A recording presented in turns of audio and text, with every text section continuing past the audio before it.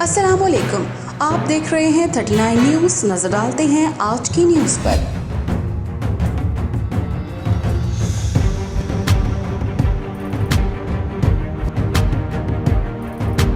تفصیلات جانتے ہیں اپنے نمائندے سے۔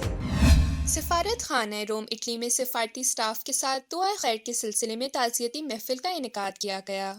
تعزیتی محفل کا مقصد سفارت خانے کے سٹاف ممبر راشد محمود کے والد محترم جو گزشتہ دنوں رضائے الہی سے اٹلی کے شہر ٹینی میں وفات پا گئے تھے، ان کے لیے دعائے خیر کرنا تھا۔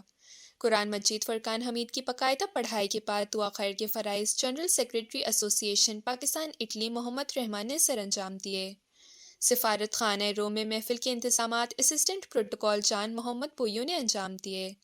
سفارت خانے سے deputy head of mission Farhan Ali, commissioner counsellor Khalid Hanif, assistant secretary Nazir Ahmed, third secretary Muhammad Shoaib اور دیگر افسران اور عملے نے شرکت کی۔ پاکستانی کمیونٹی سے سرپرست اعلیٰ ایسوسی ایشن پاکستان اٹلی راجہ آفتاب، چیئرمین شاہد بھٹی، صدر راجہ ذوالفقار علی، جنرل سیکریٹری محمد رحمان، سینئر ممبر و سماجی شخصیت سید ارسلان شاہ، چودھری شبیر ناپولی، وسیم بھٹی، ناصر علی رانجھا، چودھری سامان کھٹانہ نے شرکت کی۔ دعائے خیر کے اختتام پر سفارت خانہ روم اٹلی میں افراد کے لیے کھانے کا بھی انتظام کیا گیا۔ زوہا سعید، 39 نیوز، لاہور۔